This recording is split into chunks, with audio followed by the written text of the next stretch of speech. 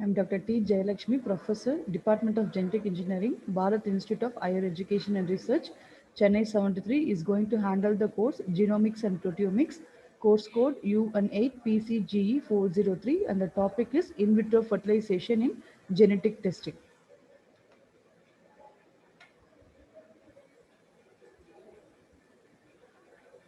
In introduction, in vitro fertilization is a process by which an egg is fertilized by sperm outside the body, and it is called as the in vitro technique. So we know that in vitro fertilization is a process by which an egg should be fertilized by the sperm outside the body. Outside the body is referred to as in vitro technique, and this in vitro fertilization evolved as a major treatment protocol for infertility, and the term in vitro was discovered in Latin, and it means that glass, which is used as early biological experiments involving cultivation of tissues outside the living organism, which were carried out in glass containers such as beakers, test tubes, or petri dishes. So we know that in vivo means which is happening inside the body, and in vitro refers to the reaction which is taking place outside the environment. So here in vitro refers to the production of cultivation of tissues outside the living organism, and it can be carried out in glass containers such as beakers, test tubes, or petri dishes, and also any other cultural medias. And a colloquial term for babies conceived as the result of in vitro fertilization is termed as test tube babies. So when we are doing the in vitro fertilization and we are producing the babies means the term is mentioned as test tube babies. Next, coming to the history of in vitro fertilization. So first, the in vitro fertilization was discovered in 1890, and it is the very first in vitro manipulation of eggs or embryos, which was performed by Walter Heath. He conducted the experiment and he transferred in vivo fertilized eggs from one female rabbit to another. So he did the first experiment on rabbits, and he discovered that in vitro manipulation of eggs or embryos were performed. And in 1959, MC Chang is a scientist who successfully conducted in vitro fertilization in rabbits. And after that, in February 15, 1969, the journal Nature published a paper authored by R.G. Edwards, B.D. Bavister, and P.C. Steptoe. They discovered the early stages of fertilization in vitro of human oocytes matured in vitro. So these reactions are taking place in the in vitro method. And in 1977, the first in vitro pregnancy in humans was done, and the birth of Louise Brown, the first test tube baby, was produced. So it starts from the 1890, and after the stem cell biology has developed, so we come to know that in 1977, the first IVF pregnancy was done in humans. So these are all the scientists who discovered the in vitro fertilization. So in 2010, Sir Edwards was awarded the Nobel Prize in Physiology of Medicine for the development of in vitro fertilization. So in the left hand side, you can see the world's first test tube baby, Louise Brown, who turns 36 in 2050. So she is the first test tube arrival baby, and she is named as Super Babe. Now, continuing the history of in vitro fertilization, Dr. Subhash Mukhopadhyay on 16th January 1931 to 19th June 1981, he was a physician from Kolkata, India, so who created the world's second and India's first child using in vitro fertilization, and she produced test tube baby Durga, who was born 67 days after the first in vitro fertilization baby and in United Kingdom. So unfortunately, he was harassed by the state government and not allowed to share his achievements with the international scientific community. So dejected, he committed suicide on 19th June 1981. The critically acclaimed film Egg Doctor came out in 1990 was made on his life. So Dr. Subhash Mukhopadhyay, he was the physician who discovered the in vitro fertilization. And indications of in vitro fertilization. So indications of in vitro fertilization is most clearly indicated when infertility results in one or more causes having no other effective treatment. So there are many indications of in vitro fertilization processes available. So first one is tubal diseases, second one is endometriosis, third one is ovulatory dysfunction, and the fourth one age related infertility, and the fifth one is male factor infertility. The next one is pre-implantation genetic testing. So these are the different indications of in vitro fertilization, and now we can see one by one. So the first one is tubal disease.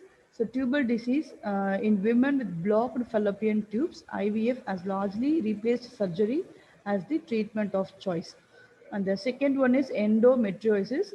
Patients with endometriosis often have tubal involvement and ovarian cyst, which is termed as endometrioma. And the third one is ovulatory dysfunction. So in patients with polycystic ovarian disease, PCOS, and other ovulatory problems, and the age-related infertility can also be produced. These are all some main indications of in vitro fertilization. In normal reproductive life, a woman's ovarian function is diminished with age, and also in many cases, this reduced function can be overcome through the use of in vitro fertilization. So when taking to the women, tubal disease, endometriosis, ovulated dysfunction, and age-related infertility is very high. So we know that nowadays women are having more married women is having PCOS, where it can restrict the formation of babies. And when coming to the male, so male factor infertility can also be there. So it includes azoospermia, oligozoospermia, asthenozoospermia, anti-sperm antibody, etc. So in male, we can see these indications of in vitro fertilization. So next one is pre-implantation genetic testing. So genetic testing on pre-implantation embryos may be indicated for patients who are at risk for genetic disorders such as cystic fibrosis and thalassemia. So pre-implantation genetic testing can also be done for both male and female to test the genetic implantation, or they will be having any genetic disorders, and if they are having any indications, we can do this pre-implantation genetic testing and they can be further treated. So this chart indicates the IVF factors. So multiple factors, male and female is 18 percentage, tubal factor composed of 9 percentage, ovulated dysfunction 7 percentage, and diminished ovarian reserve 10 percentage, endometriosis 5 percentage, uterine factor comprises of 1 percentage, male factor comprises of 18 percentage, and unexplained infertility comprises of 12 percentage, and multiple factors only for females is 12 percentage. So other causes includes 8 percentage, and this chart indicates the diagnosis among couples using in vitro fertilization technology. So this diagnosis can be done on the Centers for Disease Control and Prevention. In 2013, IVF success rates can be diagnosed, and National Summary and Fertility Clinical Reports in Atlanta in 2013. So these are all the main indications of in vitro fertilization. So mainly the multiple factors in female only comprises of 12 percentage, and both in male and female comprises of 18 percentage.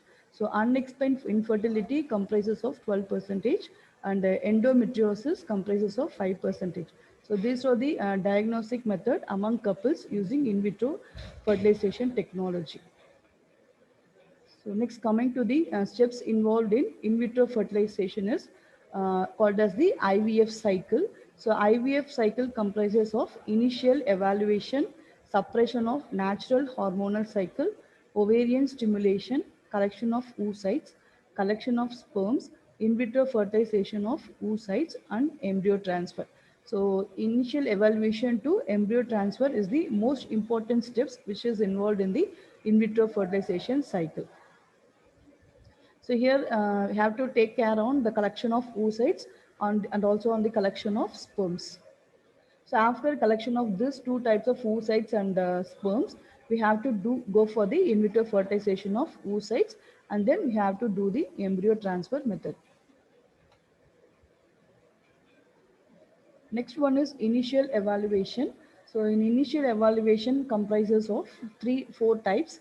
It can be either three or four. So initial evaluation comprises of blood test, seminal fluid examination, salpingogram and a transvaginal ultrasound. So either we can skip this salpingogram because we can go for the blood test, seminal fluid examination, and also the transvaginal ultrasound. So importantly, we have to do this initial evaluation before collection of oocytes and sperms. And after this, there is a suppression of natural normal cycle will be there. So suppression drugs prevent spontaneous ovulation, and in an in vitro fertilization cycle, it is important that natural ovulation should not occur. So what is natural ovulation means? So if the eggs leave the ovary, so the doctors can be able to retrieve them. That is called as natural ovulation. But in when we are doing this IVF cycle, there will be no process of natural ovulation, because if the eggs leave the ovary, the doctor will not be able to retrieve them. It is called as spontaneous evaluation, and natural evaluation does not occur. So drugs used. So when we are giving the drugs, so it should go for the spontaneous evolution, not the natural ovulation. So drugs used are of different types. First one is oral contraceptive pills.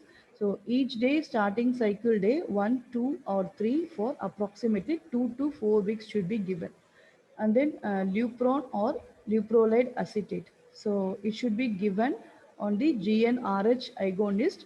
It suppresses LH surge, preventing eggs from being released before they are mature for egg retrieval. And also we can do the subcutaneous injection every morning. And Nafrolin, we can give GnRH agonist 3 times a day as a nasal spray. And next, ganidinic acetate injection or cetrotide can be given as the antagonist. So various types of drugs can be used as a oral, or it can be given as a intravascular or intraperitoneal. But here this type of initial evaluation, we can give contraceptive pills or any other antagonist. And also we can give as a nasal spray. Next, coming to the ovarian stimulation.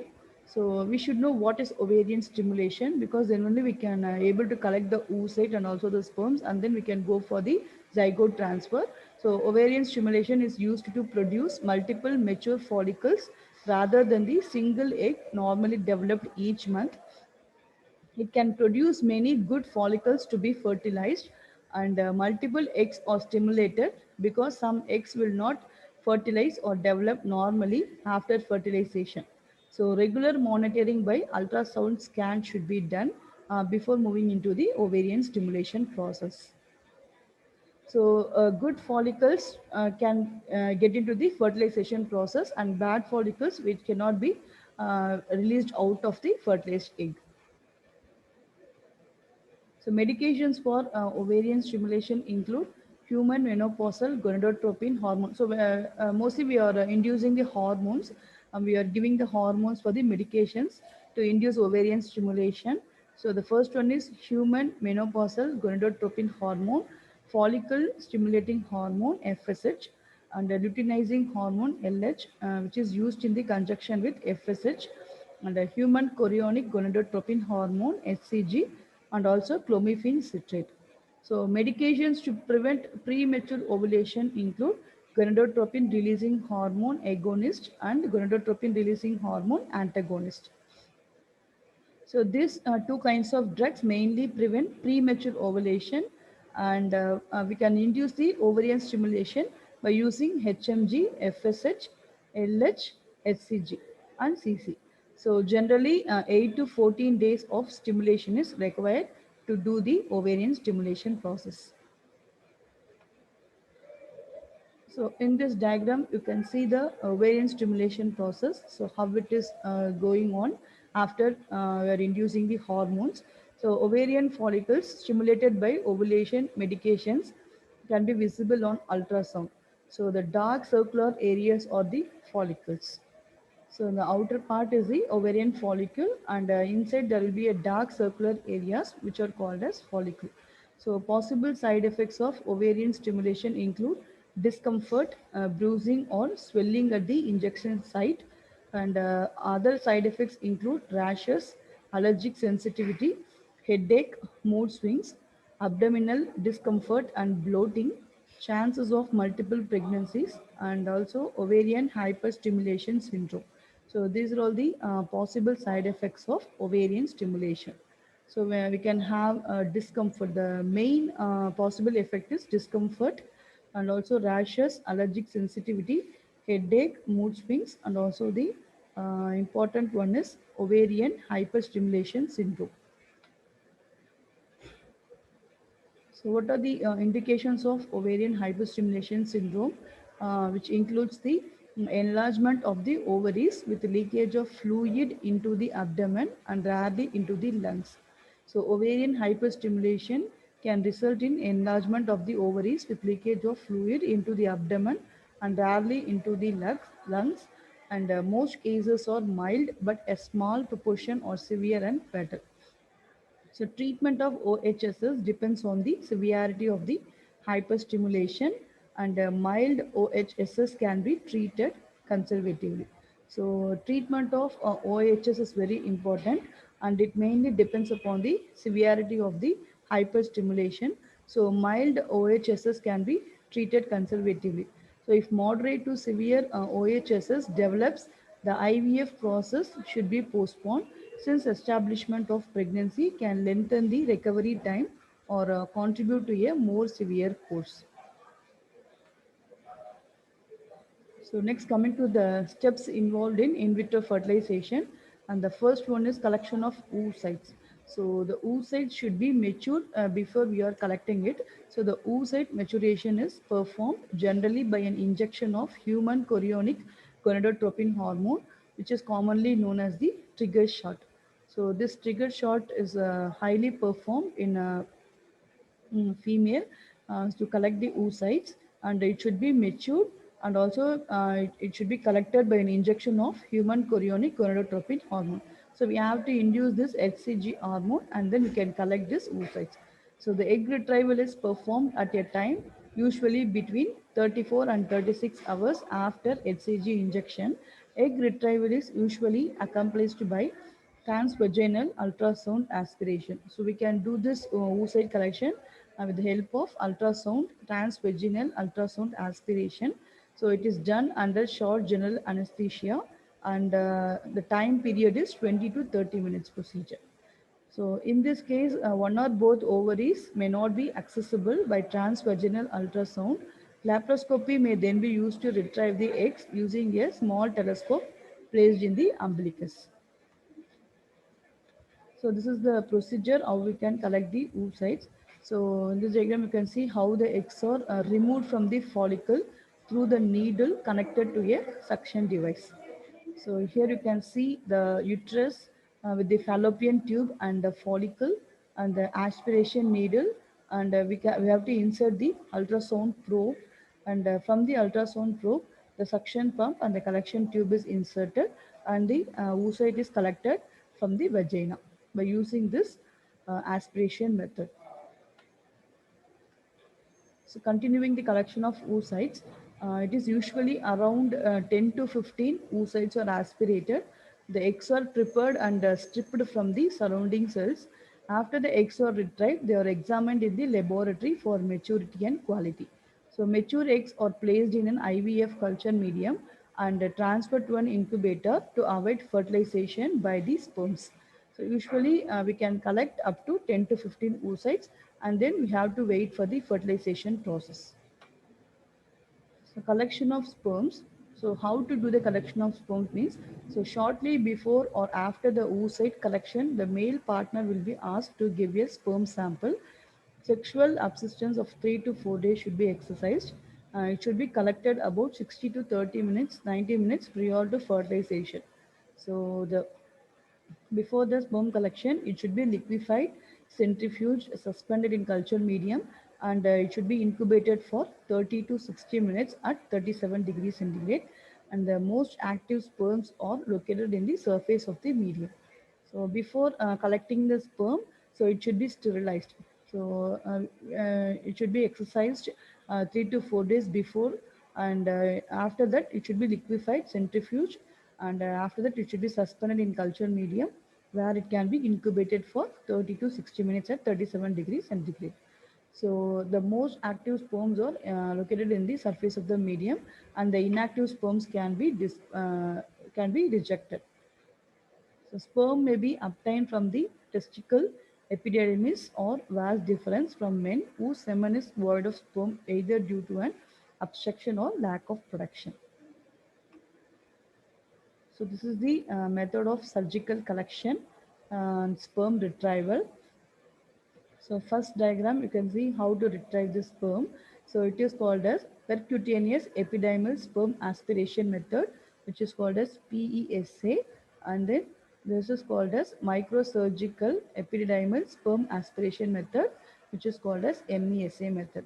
So there are various types of surgical sperm retrieval method.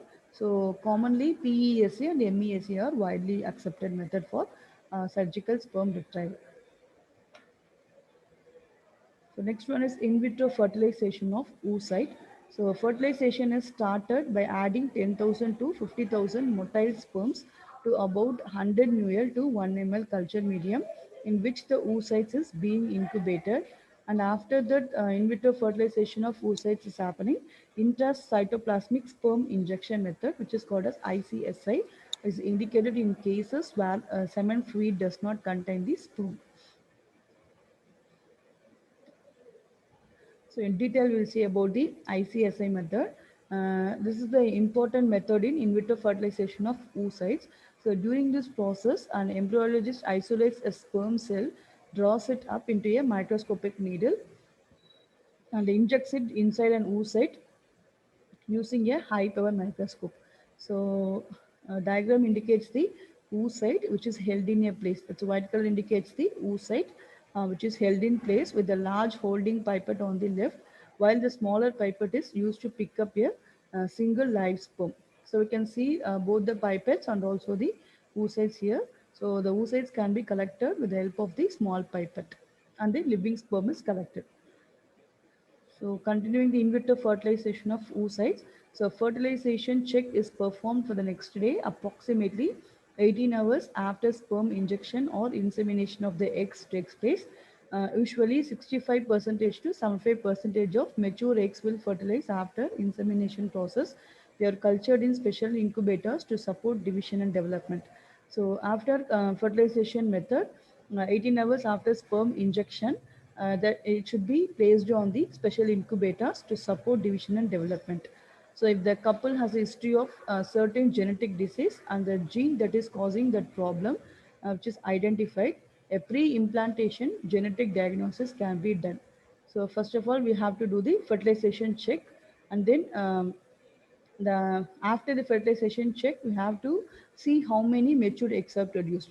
So mostly 65 percentage to 75 percentage of mature eggs will be there, and it should be cultured in special incubators to support the major division and development. And if the couple has a history of certain genetic diseases, so the sperm will not be collected and the fertilization check should not be done. So if the couple has not having the history of certain genetic disease and the gene that is causing that particular problem is identified, a pre-implantation genetic diagnosis can be done. So this is how the development of embryo takes place. So day one is two cell stage male and female pronuclei is taken, and after it is culturing in the medium, day two four cell stage is produced. So how this is how the development of embryo takes place, and day three is eight cell stage. You can see the differences. So for day one, two cells are there at the middle part, and day two, four cells are produced, and day 3 8 cell stages are produced, and day 5 blastocyst stage which is called as 200, 300 cell may be formed during this process.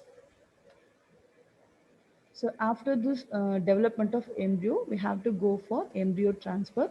So embryo transfer may be performed on 3 or 5 post-fertilization method, and one or more embryos suspended in a drop of culture medium or drawn into a transfer catheter, a long thin sterile tube with a syringe at one end is taken. So the physician gently guides the tip of the transfer catheter through the cervix and places the fluid containing the embryos into the uterine cavity. So this is how we have to collect the embryo. So you have to place a thin sterile tube with a syringe on the one end, and after that the fluid containing the embryos into the uterine cavity can be injected and the embryo transfer has been done. So this is the step how the embryo transfer has been done. So here the suspended in a drop of culture medium which are drawn into transfer catheter. So by using this catheter and the sterile long tube, we can collect the embryos and we can to transfer into the medium. So here you can see the medium and also how the embryo transfer is done. So the result shows the how many embryos are transferred means mainly related to age and embryo quality. So So if you're collecting less than 35, two embryos are taken into account, and 35 to 37 means 2 to 3. So this is mainly related to the age. So age factor mainly depends upon the embryo quality. So 35 means 2 eggs will be produced. 35 to 37, 2 to 3 eggs are produced. 38 to 40, 3 to 4 eggs may be produced, and less than 40, up to 5 eggs may be produced. So when the age increases, so the embryo quality will also be decreased. So for patients with 2 or more failed IVF cycles or a poor prognosis can add more based on the clinical judgment. So what are the percentage of success? So I said already when the age increases, the egg number will also reduce. So what are the percentage of success means? So women's age should be very low. Then only the success of the egg production is very high.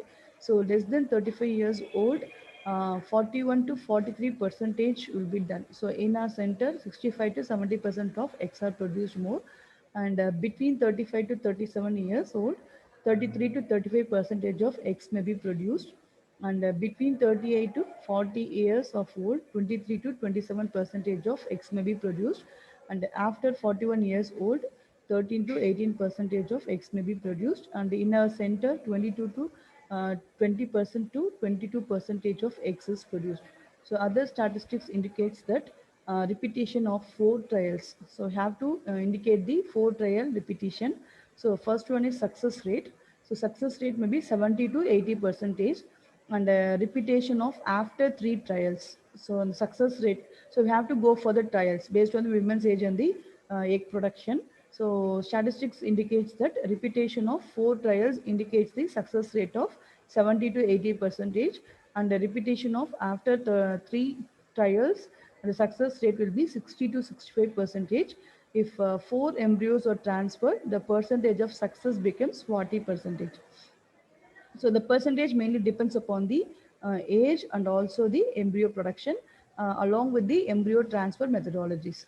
So if 3 embryo transfer is done, the percentage will goes to 35 percentage, and if 2 embryo transfer is done, the percentage goes up to 25 percentage, and for 1 embryo it can carry 17 percentage of success rate. So these are all the statistics related percentage of success of in vitro fertilization process. So this statistics mainly depends upon the other factors like increasing the number of embryos transferred, the success rate increases. So when the risk of multiple pregnancies increases and miscarriage also increases. So I have to go through the other factors while we are doing this embryo transfer, and the number of quality of embryos will also be affected when we are doing this in vitro fertilization for a very old women. So variations of IVF include gamete intrafallopian transfer. It is similar to IVF, but the gametes are transferred to the women's fallopian tube rather than her uterus, and fertilization takes place in the tubes rather than in the lab. So here we can do the gamete intrafallopian transfer, which is related to the in vitro fertilization process. And the second one is zygote intrafallopian transfer.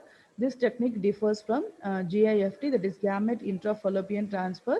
In that fertilization, in that fertilization takes place in the lab rather than the fallopian tube, but it is similar in that the fertilized egg, which is transferred to the tube rather than the uterus. So we have to go for variations of IVF mainly takes place in GIFT and ZIFT. So the embryo which is transferred should be fertilized. So without fertilization, if you are going for the transfer methodology, there will be a variations. So the fertilized egg is transferred to the tube rather than the uterus. So this both comprises less than 1 percentage of IVF rate success rate and the procedures performed while worldwide. So these two procedures are the worldwide procedures which is used to identify the variations happening in the in vitro fertilization procedure. So next, coming to the detail about history of in vitro fertilization. So early IVF experiments began as early at 1878 with the use of rabbits, and Robert Edwards and Patrick Stopte, gynecologists, began IVF in humans in Britain in the 1970s. And in 1977, the two successfully implanted Leslie Brown with a fertilized egg is produced. I already said about this super babe. So she's named as Louise Brown. On July 25th, 1978, the first test tube baby was born. So it was published in the evening newspaper, and she is the Louise world's first test tube baby arrival.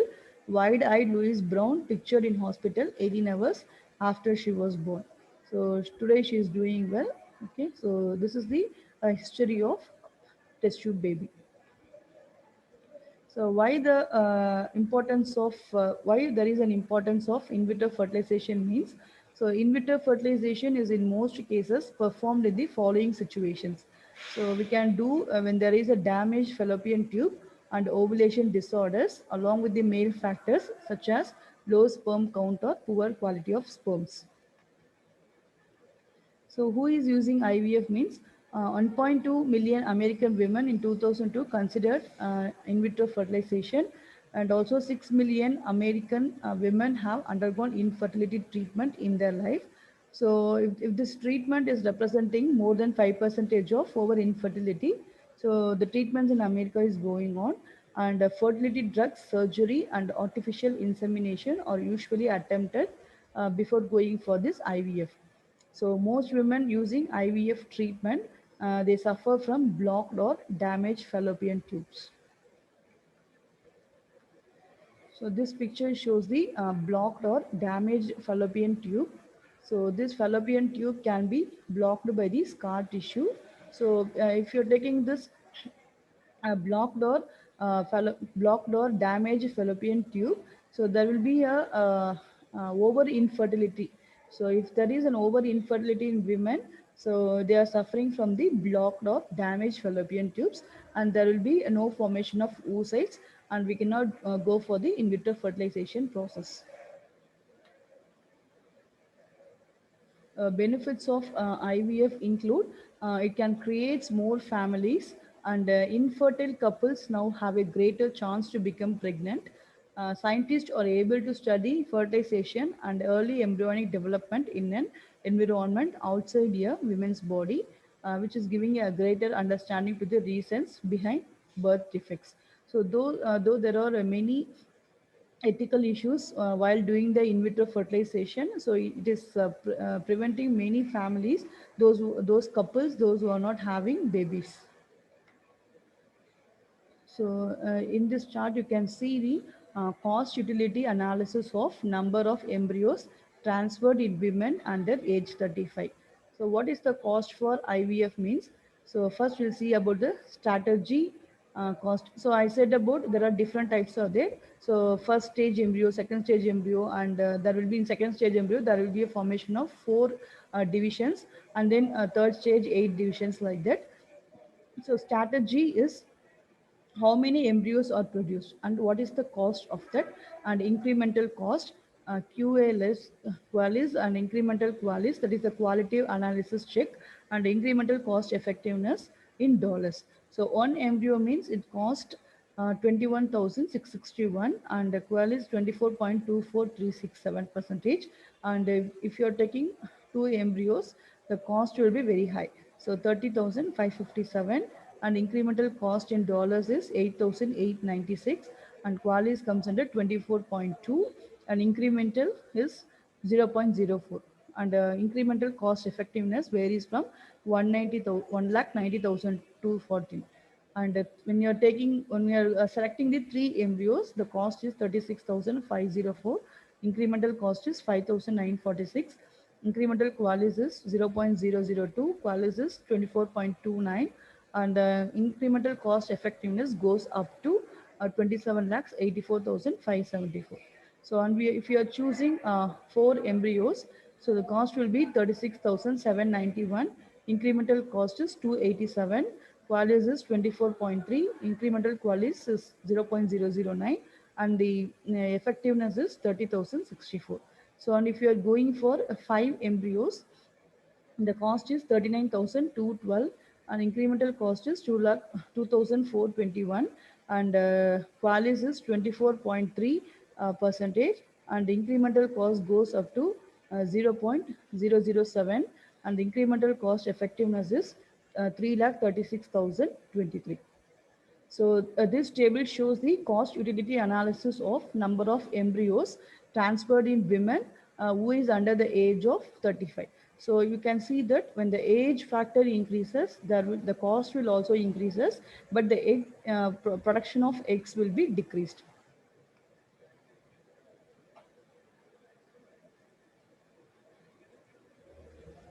So in vitro fertilization health means, we are having a very high health risk. Multiple pregnancy can bring to both women and babies, and the IVF procedure can cause an abnormal pregnancy. Babies born through IVF are 30% more likely to be born with the birth effects. So mostly, if the age factor is very high, we can have the pregnancies very less. And when we are going for the IVF, there will be a 30% more likely to be born with the birth defects only. So the social impact of in vitro fertilization include a major social issue involved with in vitro fertilization is the lack of regulation, because there will be you are facing more ethical issues while doing the in vitro fertilization process, and the social impact of in regard to the process of surrogates. So surrogate mothers are very high, and in 1980s a surrogate mother tried to keep the baby she had carried through pregnancy. So another social issue is associated with in vitro is the possibility of stem cells. So many disadvantages are also there while trying for the in vitro fertilization, but there will be after the introduction of stem cells. So there will be more advantages in the IVF technology, and it has improved very more. So in vitro fertilization is the procedure of joining a man's sperm and a woman's egg together in a petri dish. And in this fertilization process, it occurs over a 4-day period, and which time the new embryo is transplanted into the women uterus. So this is the process of in vitro fertilization. So in vitro fertilization, a brief history is it began as early as 1878 with the use of rabbit, and Robert Edwards and Patrick Stoptek, a gynecologist, began IVF in humans in Britain in 1970s. And in 1977, two successfully implanted Leslie Brown with an infertilized egg is produced. On July 25th, 1978, the first test tube baby was born, who is named as Louis Brown. So though we are having more ethical issues and many disadvantages, in vitro fertilization plays a major role in producing the test tube babies, and also it is a gift to the couples who are not having babies. So in vitro fertilization is in most cases performed in the following situations, like damaged fallopian tubes, ovulation disorders, cervical factors, male factors such as low sperm count or poor quality sperm, and also due to the surrogacy. So these factors will determine whether we have to go for in vitro fertilization or not. So who is using in vitro fertilization means, so 1.2 million American women in 2002 considered IVF within the last year, and 6 million American women have undergone infertility treatment in their life. And this IVF treatment mainly represents 5% of over infertility treatments in America. Fertility drugs, surgeries, and artificial insemination are usually attempted before IVF. So most women using this IVF treatment, they suffered from blocked or damaged fallopian tubes. So though it is having many disadvantages, so it is a rare gift to the couples who are not having children. Thank you.